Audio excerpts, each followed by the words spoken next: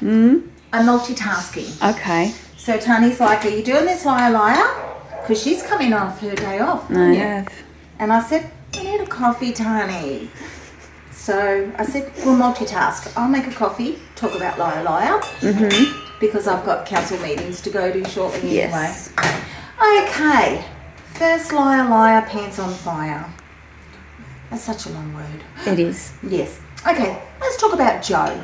Joe is a little chihuahua that was come in through the ranges, picked up from the RSPCA, been taken in there as a stray. And they said to me, Dee, are you able to have a look at this one for me? I said, sure, send me through all the details. She said, I could, but we've tried to contact the finder for further details, but the phone number's incorrect.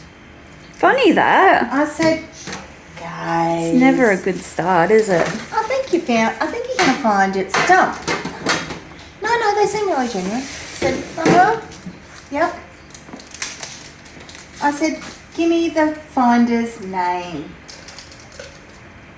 I think my look was like, oh, for God's sake. What's that? I said, I've dealt with that lady before when she dumped her other dog last year. I said, alrighty, give it to me. So anyway, looked into it, got the dog over here, rang him back, said, that's their dog Joe. They've done it because... Didn't you bite somebody? But bit one of the kids and continues to bite the kids. That's all right. And I said, but you wanted him to find a new home, and I was going to put... and say Joe's perfect here, and I have no inkling of what Joe does. We might need to turn that off. So you might need to get your water and then turn it off. Oh my God. Well, there's too many noises, Dee. Last time she forgot to turn the urn back on. I'm usually pretty good. Sometimes. Don't cool down too quickly. So anyway, turns out Joe was biting the kids. The lady came in. She got her sister-in-law. The owner was actually not the finder, but was a relative of the finder who put them up to it. And I said, well, I said, here's the corker. I said, if you're going to do stuff like that, you want to make sure that you get your stories right. And you want to make sure that I've never dealt with that person before. And she goes, oh, she didn't tell me that. I said, yep, you're bad. I said, but the problem is you don't trust this dog around your child. You want me to put this dog around someone else's child. Yeah. And I said, and that is not fair. Yeah. Anyway, so that was Joe. Jessie, another little Jack Russell that came in. Oh, there's Don. She's just done a runner. Wait for me, Don, I'm coming too. Oh, listen to these poor victims, eh? So anyway, Jessie is a dog that came to us as a stray. And I thought, this lady's lying. So I called her out. Got to the end, got more in depth with it, and I thought, I know this dog. And I did. I met this dog a year ago when Jessie's owner tried to surrender another dog that he got off Gumtree as a stray. But the people had said to me, oh, this is the person's name that I rehomed it to, and had a screenshot of the messages. Well, it was Jessie's owner. Now, roll on a year later, and in that case, we helped them rehome the dog, and that dog was sorted. And I thought, are you telling me I've got to go through this again with these people? But it turned out that Jessie's owner had died. Okay? And he was the carer of his partner. The partner has gone into full-time care. So, the support workers rehomed the dog. Now, Jessie was a little tyrant, wasn't she? Yeah. She does not like other dogs. Multiple times she was rehomed with other people with animals. And of course, it never worked out. And so, kept coming back. And so the person that brought the dog was one of the first people that took the dog. Then when it wasn't working out with hers, they rehomed it to someone else. And then in the end, they asked her to go pick up the dog, and then she brought it here as a stray. That's, and it's just, the thing is, why not be honest and say, the owner has died, the partner is in full-time care, we need help with the little dog.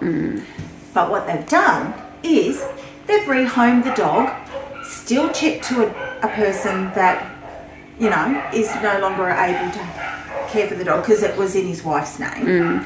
And so then they're just putting a dog out there that changed hands so many times and then ultimately dumped in a pound as a stray. So that is Jessie. Then there's Bubby Pup Pup and Bubby. 2 dogs, 2 puppies, allegedly found up in the Singleton area at a camping ground. And I said, look, that's not our area. They took it to a vet in Cessnock, and the ranger picked it up. And I said, but that's not even our area. And they said, look, they're under the pump at the moment with a serious incident. So we're just going to help out with this one. I said, yeah, that's fine.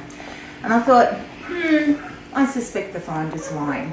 And so I ended up doing my investigations, and yes, this was their dogs, Bubby Pup Pup and Bubby. They'd had a litter of pups. These were the last 2 that they couldn't rehome. So they drove them from another council area and drove them to here. They were in Toronto and brought to us drove to Cessnock. So they tried to drive multiple suburbs away from home to dump these dogs. We ended up doing an assisted rehome with that, and we got those 2 dogs into a rescue group for them. Don's at the door. Yes, Don. Hold on, let me pause if there's something you want to do. Hold on. Sorry about that, guys. Don needed a drink from the fridge. Yeah, she didn't want to be on camera. She wasn't even covered in poop either. Normally that's when she doesn't like being on camera, but... Lola. Oh, I forgot what we were doing. Sorry, we're still going with Liar, pants on fire. Yes, Lola. Beautiful dog came in, and I thought, how do I know this dog? I said to the ranger, do you suspect anything? He said, no. Found at a paddock. I thought, oh, this one's burning at me. I feel like I've seen this dog. So then I started looking. Yep, found it. The lady had rang and said to us that her daughter had stuck her with the cat and the dog, and could she surrender? And we said, you can't surrender your child's animals.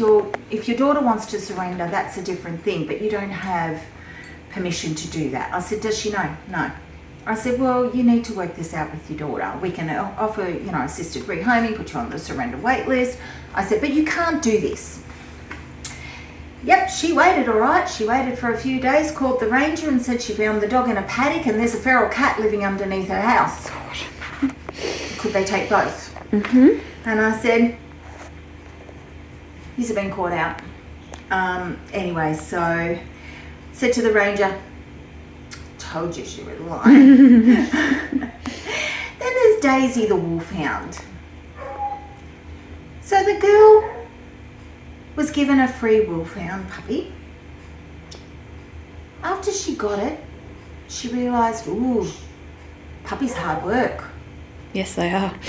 She had it for only a couple of days and then called a ranger to say she found it outside her premises as a stray.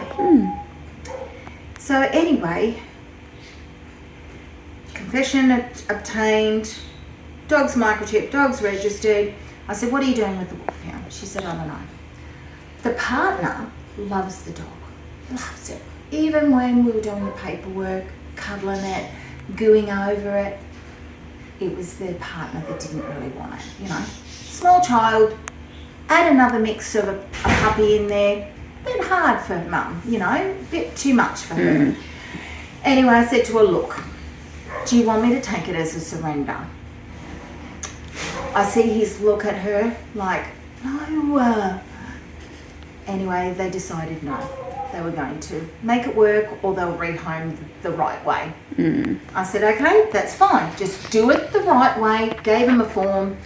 Make sure you swap it over and you hand the form in because you're responsible.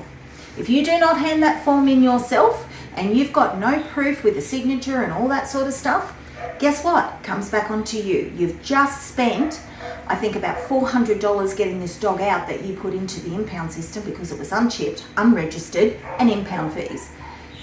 Be smart. Anyway, so that was Daisy. Then there's Odin, the bulldog. I was in Melbourne and I saw the photo go up on Facebook and I said to Don, Don's like, what? It's not dinner time yet. So I am hungry. But I was going to say, to be fair. I said, I am hungry, but it's not over that. And John's like, well, what? Usually when we complain, it's usually because we just want some food. And I said to John, oh. John's like, yeah. I said, it's a dump. John goes, how is that a dump, Dee?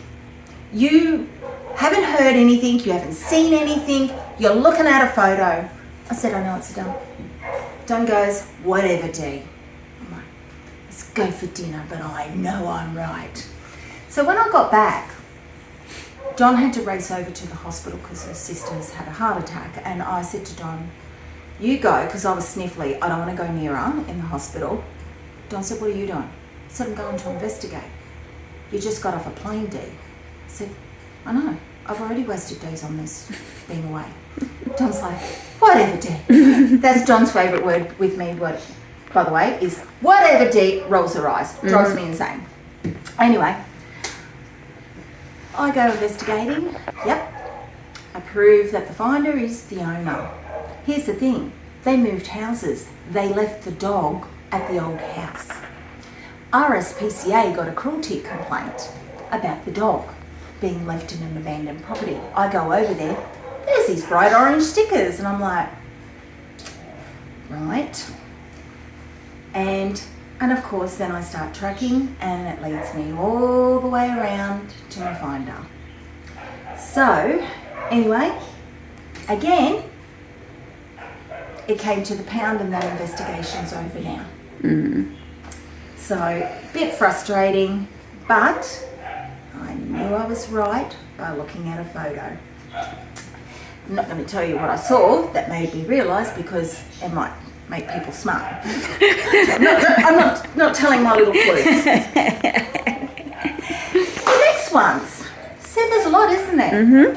This is why we're doing a separate video. Storm and Bella, the Huskies. This is Tani's fault. How is it my fault? You left a note. Yeah, I just said you were going to have fun, and you did. So I had 2 Huskies chipped to 2 different people, but found in the same location. And I went, this is a dump. Anyway, that investigation took me hours away and back. These people drove hours to bring their dogs down to us as strays. Yep. They lied. They gave us false details of who they rehomed to. And eventually I caught them out. And that cost them $828 in impound fees. Yeah. And it wasn't even from our own suburb. And this is the same. Bubby Pup Pup, different suburb. Yep. The Huskies, different suburb. Jessie, different suburb. Like, not even in our areas. Then we've got Sonny. You might have seen him on Sunday Singers, our little dash hound, cross stag hound, believe it or not. And I know you're all thinking, nah. But when you look at his fur, you can see it. Yeah. He's got the stag fur. Cute little bugger. Anyway, lady actually took him into the council building as a stray. They said to me, I said, where's all her details? She didn't give it to us. She only gave us her name and phone number. I said, give it here right now. Anyway, not only did I track down the finder was the owner. And turned out she'd taken the dog. The dog was constantly out from somebody else and they didn't want it anymore, so she took that dog on, and she already had 4 existing dogs, and of course it started fights in the household. So she couldn't manage 5 dogs. So what do? You lie and say you found it as a stray. That's what I do. You do that? All the time. You're on my radar. Okay. Yeah. Okay, so anyway, we've had Sunny surrendered, but there's consequences for that lady's actions. Not only did she get caught out with Sunny and she'll face enforcement action over that, but while I was there investigating, I found 4 other dogs that were not registered or not on registers or not chipped. So they've got a lot of enforcement action coming their way. Yeah, that's going to add up to a pretty penny, isn't it? Oh yes, 4 dogs to register or undesexed. Yeah, I think one was desexed, sorry. But if it's not desexed, under 6 months of age, you're still paying for an undersexed rego. So it's very expensive. Yeah. So one lie brought to the surface 5 dogs. There's Max the Maltese. Now, early in the morning, I get a phone call from a lady. I found a dog. I said, did you? Where'd you find it? On the road. Specific. Need a little bit more. At the Central Coast. I said, well, we're not the Central Coast anymore. We're at Maitland. Yes, but I work in Cessnock, so I've brought the dog with me. I said, well, you've got a problem then, aren't you? Because it's still not from my area. And I was just sitting there talking to her, and the more she talked to me, I thought, wait a minute. I said, do you know this dog? Spell it. Okay, it was a relative's dog that we took on. We couldn't keep him, so we rehomed him to someone else. He's escaped, ended up in a vet. The relatives got the phone call. I couldn't get the people I gave the dog to, so I went and got it. And then when I finally got them, they said they don't want the dog back because he barks. And she said, I don't know what to do. I've got it in my car. I'm driving to work. And where she works, she definitely cannot take an animal. I said, all right, come here. I will sort it out for you, but you're going to do it the right way. So there's Max. Max has been surrendered. Max has been adopted. Max left the building yesterday. Yep. German Shepherd. Ranger rings me and says, I've just picked up a German Shepherd D at this suburb. And I said, okay, what's this? Give me the chip number. He said, it's out of date. I said, give me the chip details. I said, oh, roll up, don't drive in, because what a lot of the times I do with a lot of the rangers will ring me, say, I've got a stray D, can you do your thing? And if I can look for alternative contacts or work out who the owner is, a lot of those times those dogs don't make it into the impound system. They're returned in the field, and then rangers will follow up for compliance issues. So quite often the rangers will ring us and we can save them a 40-minute trip or whatever. In regards to Cessnock, it's an hour and a half by the time they come and go. Yeah. So anyway, in this particular case, it was a Cessnock dog. I said to him, look, I've got a lead, give me 5. Rang him back, I said, yep, here you go. Here's the details. He said, that's where I just picked the dog up from. I said, well, that's who the owner is, mate. So he drove back and gave them the dog back and said, wake up to yourselves.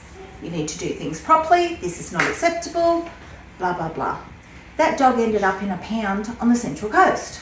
Oh, cool. So people don't learn. Yeah, they didn't learn their lesson then, did they? No, but I'm sure the ranger's going to have some fun with some enforcement action there. The last one, we had a dog come in. It has gone home, but I don't know why this dog is in my name. It's my cousin's dog. And I looked at it and I said, well, I can shed some light on that. She said, oh, how can you do that? And I said, well, I was the one that chipped it 2 years ago. I said, I was the one that did a freedom buster for the owner. Guess what? You were the owner. I've got your signature on a P1A. Your story that you told me to help raise funds for you. I said, that is how the dog is in your name. Oh, I forgot, she said. That's right. She said, look, I ended up couldn't keep the dog and I gave it to my cousin. I said, well, there you go. Matter solved for you.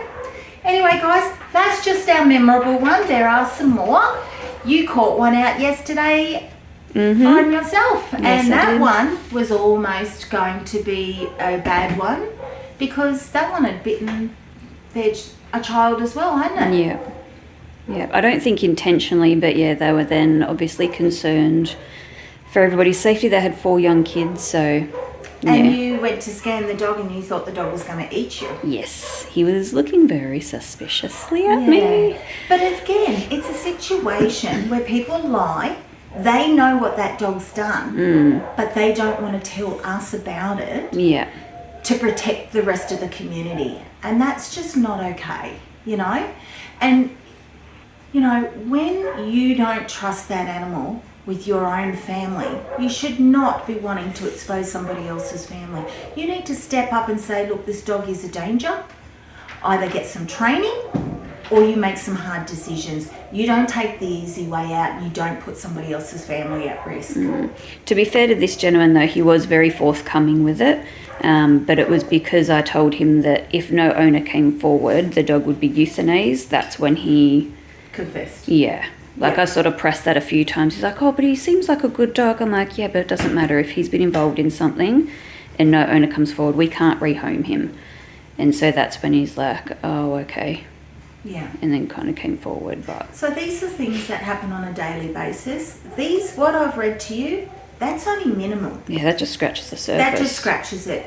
I was just trying to note the ones that I could think of, not what's actually everything. But anyway, guys, that's your favourite section done for Hopefully a week. a week. Gosh, she's just got to keep sticking the knife in and turning Guys, it. you hear me every Sunday saying is, don't you?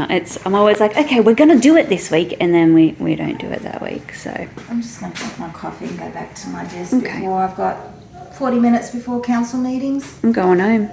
Thank you, and have a great week, guys. See ya. Bye.